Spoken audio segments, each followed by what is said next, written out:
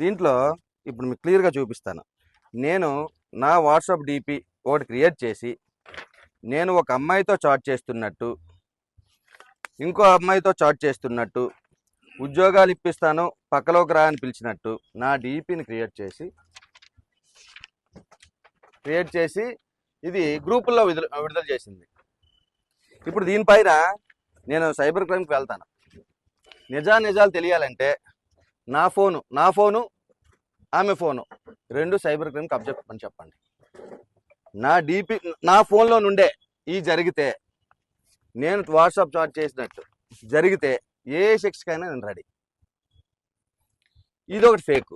3, నేను అతి భయంకరమైనది నా మనస్తత్వం ఏంటో మీ అందరికీ తెలుసు.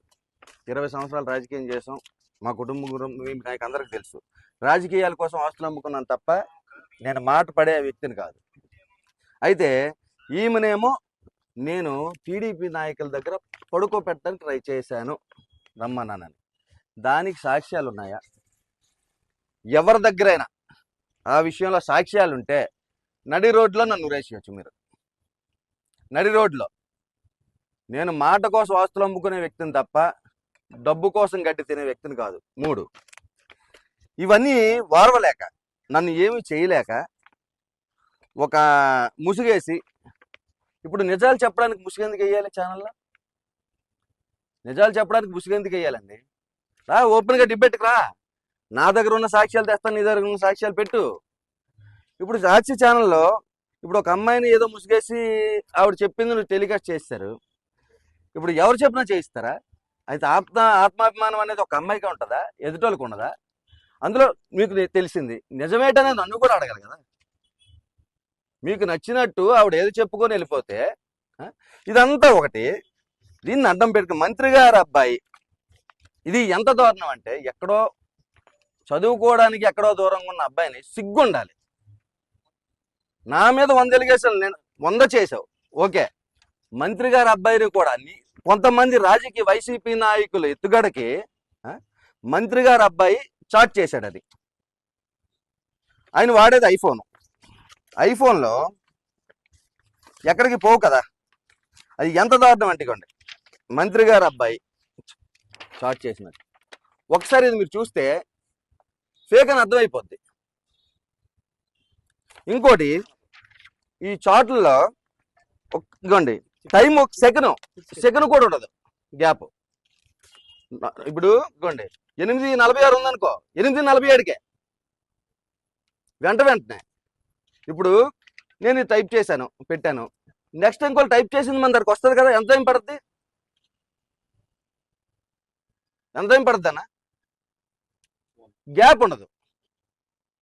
ఇది ఎంత దారుణం అంటే, నన్ను అడ్డం పెట్టుకొని మేడం గారిని ఏదో చెయ్యాలని మీరు ఆవిడని ఎలాగో రాజకీయంగా ఎదుర్కోలేరు, మీకు చేత కావట్లేదు. నేను కానీ మినిస్టర్ గారి అబ్బాయి కానీ, నేను చెప్తున్నాను కదా, మళ్ళీ చెప్తున్నాను, మా ఫోన్లు ఇప్పుడు నేను కంప్లైంట్ పెడతాను, సైబర్ క్రైమ్ కంప్లైంట్ పెడుతున్నాను. మా ఫోన్లు రెండు మేము హ్యాండ్ ఓవర్ చేస్తాం. ఆ అమ్మాయి ఫోన్లు హ్యాండ్ ఓవర్ చేయమనండి.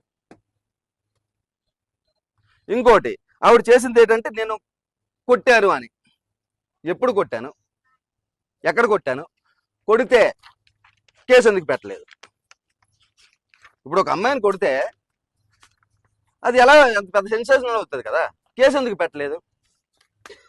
కేసు పెట్టాలి. తర్వాత ఇంకో ఎలిగేషన్ ఏంటంటే,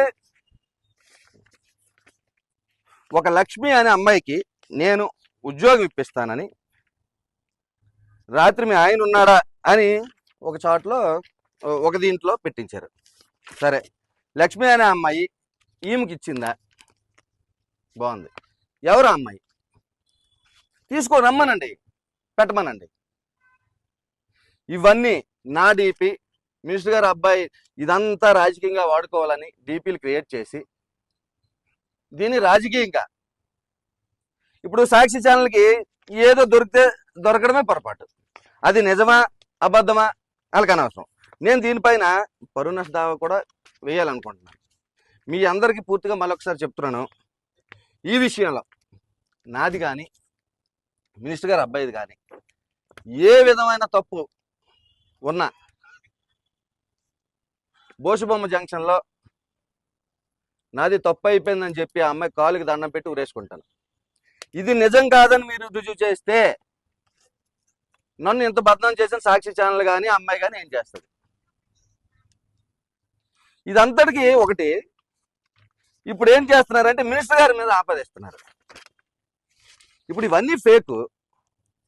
ఈ ఫేక్ వాటిని పట్టుకొని మినిస్టర్ గారిని రాజకీయంగా ఏం చేయలేక మినిస్టర్ గారిని ఏదో విధంగా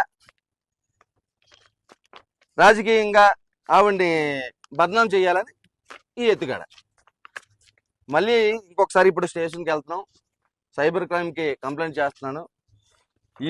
ఈ చాట్లు కానీ ఇవేవి కూడా నా ఫోన్ నుండి కానీ నా వాట్సాప్ నుండి కానీ వెళ్ళలేదు. మళ్ళీ ఇంకోటి, ఉద్యోగానికి డబ్బులు ఇచ్చాను స్క్రీన్ షాట్లు ఏమో మన ఫోన్పేలో చూపించారు. స్క్రీన్ షాట్లు 10,000 5,000 ఉద్యోగానికి డబ్బులు ఇస్తారా? 10,000 5,000 ఉద్యోగానికి ఇస్తారా? తర్వాత అన్నీ దగ్గర అన్ని సాక్ష్యాలు ఉన్నాయన్నది. వాళ్ళన్నీ వచ్చి ఉద్యోగం గురించి కానీ ఏ రోజైనా డిస్కషన్ చేశాడో లేదో అలాన్నీ రమ్మనండి, సాక్ష్యం పెట్టమనండి. చరిత్ర సృష్టించినోడు ఇప్పుడు ఆ చరిత్రని తిరగరాయబోతున్నాడు. అబద్ధాల గోడల్ని బద్దలు కొట్టి నిజాలను రాగా మీ ముందుంచబోతున్నాడు. నిజమైన వార్తల కోసం వెంటనే డౌన్లోడ్ చేసుకోండి రా యాప్ని.